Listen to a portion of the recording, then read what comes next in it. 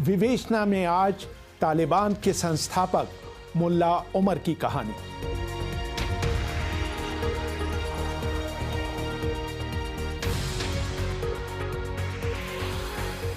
अभिवादन स्वीकार करिए रेहान फदल का।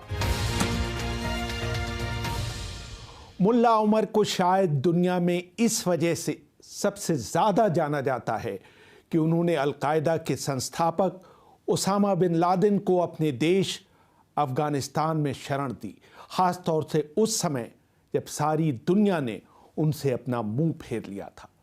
अफगानिस्तान की धरती पर रहते हुए ही लादेन ने वर्ल्ड ट्रेड सेंटर को जमींदोज करने की योजना बनाई थी, जिसमें करीब 3000 लोग मारे गए थे।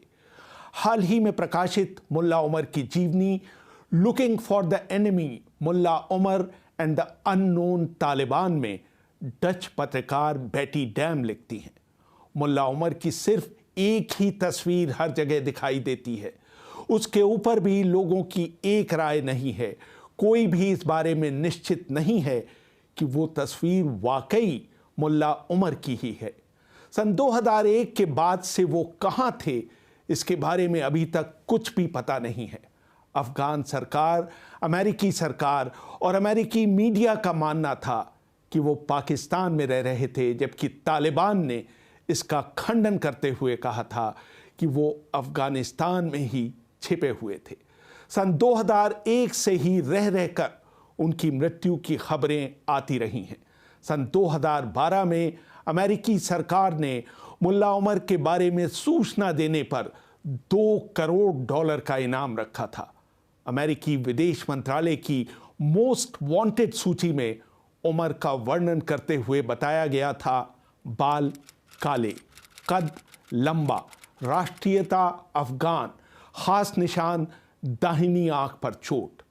उमर का जन्म अफगानिस्तान में नावदेह में हुआ था। उनकी मां उनके पिता की दूसरी पत्नी थी। उन्होंने उनसे इसलिए शादी की थी क्योंकि पहली पत्नी से उन्हें कोई बच्चा पैदा नहीं हुआ था। मुल्ला उमर सिर्फ 2 साल के थे जब उनके पिता का निधन हो गया था। वो जब सिर्फ 22 या 23 साल के थे तब उन्होंने सोवियत सेना के खिलाफ अभियान में भाग लेना शुरू किया था। बेटी डैम लिखती हैं, लड़ाई के दौरान उन्हें रॉकेटी नाम से पुकारा जाता था क्योंकि रॉकेट से उनका निशाना बहुत अच्छा था। तालिबान विदेश मंत्री रहे वकील मुतवक्किल ने मुझे बताया था, उमर सोवियत सैनिकों की नज़र में आ गए थे। एक बार उन्होंने रेडियो पर भी घोषणा कर दी थी कि लंबा व्यक्ति मारा गया है, लेकिन ये एक ख्याली पुलाव था क्योंकि लंबा व्यक्ति बच निकला था। बचपन में उमर की छवि एक शरारती बच्चे की थी, लेकिन बाद में वो अंतर्मुखी और शर्मीले हो गए थे, खास तौर से बाहरी लोगों के सामने। लेकिन जब वो दोस्तों के बीच होते थे, उन्हें दूसरों की नकल करने में बहुत मजा आता था। 80 के दशक के अंत में सोवियत सेना से लड़ाई के दौरान उनकी एक आंख में गंभीर चोट लग गई थी। बेटी डैम लिखती हैं, एक दिन मुल्ला उमर और उनके साथी हुजड़े में छिपे हुए थे क्योंकि उन्हें उम्मीद थी कि सोवियत सैनिक उन पर हवाई हमला करेंगे। जैसे ही उन्होंने आसमान की तरफ देखा, सोवियत वायुसेना ने एक बम गिराया। उससे हुए धमाके में नज़दीक की मस्जिद बुरी तरह से नष्ट हो गई।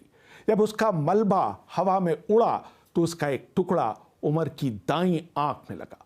वहां डॉक्टर को पहुंचने में पूरा 1 दिन लग गया। स्थानीय डॉक्टर बलूच ने तब तक उनकी तीमारदारी की। इससे पहले भी उन्होंने एक बार उमर की पीठ से गोली निकाली थी। CIA भले ही तालिबान को हथियारों की मदद कर रहा हो, लेकिन मेडिकल सहायता के लिए उस समय कोई पैसा नहीं होता था। जब तक बलूच मुल्ला उमर के पास पहुंचे, उन्होंने अपनी आंख में धंसा धातु का टुकड़ा अपने ही हाथों से निकाल लिया था और अपने साफे से बहते खून को रोकने की कोशिश कर रहे थे। बलूच के फर्स्ट एड देने के बाद उनके साथी उमर को पाकिस्तानी शहर क्वेटा ले गए थे। मुल्ला उमर के बारे में एक कहानी मशहूर है कि सन 1994 के शुरू में एक स्थानीय कमांडर ने 2 लड़कियों का अपहरण कर उनके साथ बलात्कार किया था। सैंडी गॉल ने द गार्डियन के 30 जुलाई 2015 के अंक में लिखा था, मुल्ला उमर ने 30 युवा छात्रों को जमा कर उन्हें हथियार दिए और कमांडर के ठिकाने पर हमला कर दिया। उन्होंने न सिर्फ लड़कियों को छुड़वाया बल्कि कमांडर को अपने टैंक की नाल पर फांसी पर लटका दिया। बाद में उन्होंने कहा कि हम उन मुसलमानों के खिलाफ भी लड़ रहे हैं जो अपना रास्ता भटक गए हैं। हम कैसे चुप रह सकते थे जब हमारी आंखों के सामने महिलाओं और गरीबों पर अत्याचार किए जा रहे हों। सोवियत संघ के साथ लड़ाई में अफगानिस्तान के 75,000 से 90,000 के बीच लोग मारे गए, जबकि सोवियत संघ के करीब 15,000 सैनिकों ने अपनी जान दी। इसके अलावा 10 सालों के दौरान करीब 15 लाख अफगान नागरिकों की मौत हुई और लगभग 30 लाख लोग घायल हुए। उनमें से कई लोगों ने अपने हाथ और टांग हमेशा के लिए खो दिए। अपने साथियों को निर्देश देने के लिए वो वॉकी टॉकी का इस्तेमाल करते थे। एक बार जब बीबीसी संवाददाता रहीमुल्लाह यूसुफजई मुल्ला उमर से मिलने कंधार के गवर्नर के बंगले पर पहुंचे तो उन्होंने पाया कि उमर घास में अपने साफे को ओढ़कर दोपहर की नींद का आनंद ले रहे हैं। दिलचस्प बात यह थी कि उस आलीशान भवन में, जिसमें कई आलीशान कमरे और बॉलरूम तक थे, लेकिन उमर ने सीढ़ियों के नीचे एक बिना खिड़की वाले कमरे में रहना पसंद किया था। आईएसआई के एक खुफिया अधिकारी ने नाम न छापने की शर्त पर बेटी डैम को बताया था, वहां सभी तालिबान के नेता एक कालीन पर बैठकर चाय पीते थे। उनके बगल में एक लोहे का बक्सा रहता था जिसमें उनके शासन का सारा धन होता था। कुछ लोग यहां तक कहते थे कि मुल्ला उमर ने शायद ही कभी अपने कपड़े बदले होंगे, क्योंकि वो हमेशा वही शलवार कमीज पहनते थे। उनका खाना भी बहुत साधारण था, सूप और कुछ उबले हुए आलू, जिन्हें वो इतनी तेजी से खाते थे जैसे उन्हें बहुत भूख लगी हो। मुल्ला उमर बहुत अच्छे वक्ता नहीं थे। उनकी आवाज़ एक बूढ़े होते अशिक्षित व्यक्ति की लगती थी। उन्हें एक शब्द कई बार बोलने की आदत थी, जिससे यह आभास मिलता था कि वो हकलाते थे। सन 1995 में बीबीसी के लिए काम करने वाले रहीमुल्लाह यूसुफजई को मुल्ला उमर से इंटरव्यू करने का मौका मिला था। बेटी डैम लिखती हैं, मुल्ला उमर ने यूसुफजई का आदरपूर्वक स्वागत किया। वो बीबीसी की पश्तो सर्विस पर अक्सर उनको सुनते रहे थे, लेकिन उन्होंने इंटरव्यू देने में अपनी असमर्थता जाहिर की। उन्होंने कहा, माइक्रोफोन के सामने मैं बोल ही नहीं सकता। मैंने अपनी ज़िंदगी में एक भी इंटरव्यू नहीं दिया है। उस समय वहाँ मौजूद मुतवक्किल ने मुझे बताया, काफ़ी कोशिश के बाद यूसुफजई वो इंटरव्यू लेने में कामयाब हो गए।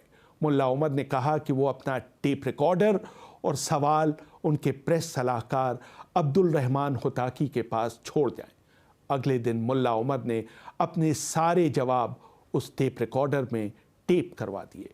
उनके जवाबों से लग रहा था कि उन्हें जवाब देने में खासी मुश्किल हुई थी। हुताकी ने मुझे बताया था कि उन्हें करीब 1 दर्जन बार कुछ सवालों को दोबारा रिकॉर्ड करना पड़ा था। उन्होंने सवालों के जवाब एक कागज़ पर लिख दिए थे, लेकिन उन्हें उसे पढ़ने में भी दिक्कत आ रही थी। लेकिन वो टेप बाद में गायब हो गया और बीबीसी के आर्काइव्स में भी उसे नहीं ढूंढा जा सका। जब तालिबान ने पहली बार काबुल में प्रवेश किया तो मुल्ला उमर काबुल न जाकर कंधार में ही रहे। उन्होंने काबुल के रोज़मर्रा शासन की जिम्मेदारी मुल्ला रब्बानी को दी, जो अपने ही नाम जैसे निष्कासित राष्ट्रपति रब्बानी द्वारा खाली किए गए राष्ट्रपति महल में जाकर रहने लगे। इन मुल्लाओं को प्रशासन का कोई अनुभव नहीं था और इनमें से कई बहुत युवा थे। मुल्ला ज़ईफ़ अपनी किताब my life with the Taliban में लिखते हैं, इनमें से बहुत से लोग सिर्फ कुरान पढ़ना और खाइयों में रहकर लड़ना जानते थे। वो बड़ी मुश्किल से अपने हस्ताक्षर कर पाते थे। अधिकारियों को ये देखकर बहुत आश्चर्य हुआ कि उन्होंने कमरे की कुर्सियों को एक तरफ रखवा दिया और मंत्रियों की बैठक ज़मीन पर बिछे गद्दों पर होने लगी। वो काबुल शहर में कार में जाने के बजाय पैदल चला करते थे।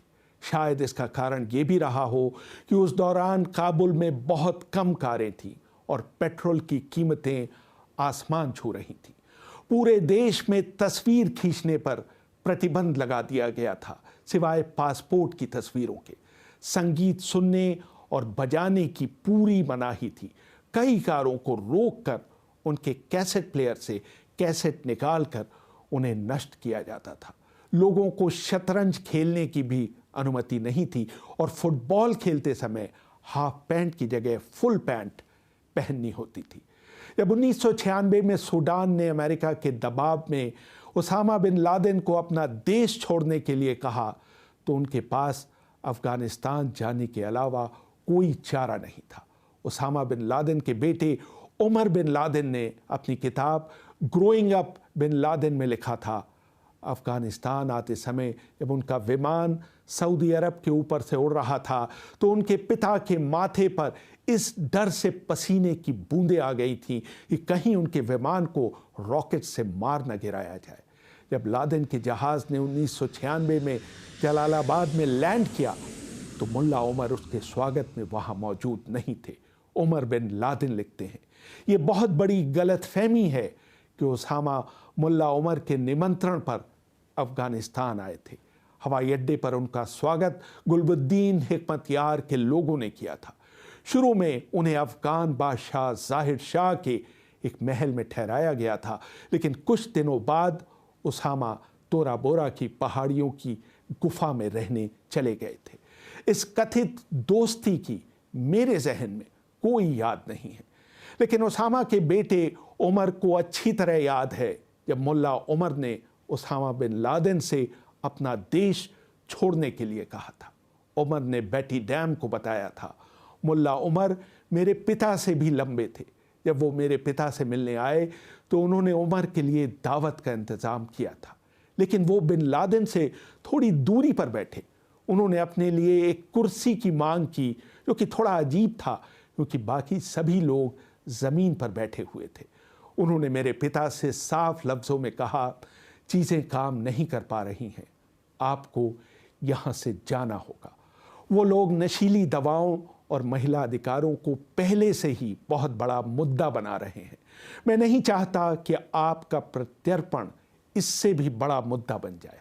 इस्लामिक कानून के तहत मैं आपको दूसरों के हवाले नहीं कर सकता, लेकिन मैं उम्मीद करता हूँ कि आप खुद से ही यहाँ से चले जाएं। जब मेरे पिता ने उमर से कहा कि सूडान ने उन्हें 5 साल तक अपने यहाँ रहने दिया, जबकि उनको अफगानिस्तान में रहते हुए सिर्फ 3.5 साल हुए हैं, तो वो अपनी जगह से खड़े होकर बाहर जाने के लिए तैयार हो गए। उन्होंने उसामा बिन लादेन से हाथ तक नहीं मिलाया। फरवरी 2001 के अंत में मुल्ला उमर ने बामियान में बुद्ध की 2 ऐतिहासिक मूर्तियों को नष्ट करने की अपनी योजना का ऐलान किया। ये मूर्तियां 174 और 115 फीट ऊंची थी और उन्हें 1500 साल पहले चट्टानों को काटकर बनाया गया था। यूनेस्को ने उन्हें अपनी विश्व धरोहर सूची में शामिल कर रखा था। पूरी दुनिया में और खुद तालिबान के हलकों में इस ऐलान से तहलका मच गया, लेकिन उमर ने अपना फैसला नहीं बदला। 2 मार्च 2001 को इन मूर्तियों में विस्फोटक लगाकर उन्हें नष्ट कर दिया गया। जुलाई 2015 में अफगान सरकार ने घोषणा की कि मुल्ला उमर मर चुके हैं, लेकिन उनकी मौत उससे 2 साल पहले 23 अप्रैल 2013 को ही हो गई थी। बेटी डैम लिखती हैं, मुल्ला उमर के सहयोगी अब्दुल जब्बार उमारी ने मुझे बताया था, उस दिन पूरे कंधार में बहुत ओले गिरे थे। मुल्ला उमर पिछले 3 महीनों से खांस रहे थे और उल्टियां कर रहे थे। उमारी ने बहुत जोर दिया कि उन्हें डॉक्टर को दिखाना चाहिए, लेकिन मुल्ला उमर ने उनकी बात नहीं मानी। उन्होंने कोई भी दवा लेने से इनकार कर दिया। बड़ी मुश्किल से वो स्थानीय दुकान से खरीदा गया एक इंजेक्शन लगवाने के लिए तैयार हुए। मरने से पहले उमारी ने बैठी हुई मुद्रा में उन्हें बेहोश पाया। उनका चेहरा पीला पड़ा हुआ था। उमारी ने उनका नाम लेकर पुकारा, लेकिन उन्होंने कोई प्रतिक्रिया नहीं दिखाई। जब उन्होंने उन्हें छुआ तो वो नीचे की तरफ लुढ़क गए। अगले दिन मुल्ला उमर ने इस दुनिया को अलविदा कह दिया। रेहान फजल, BBC, दिल्ली।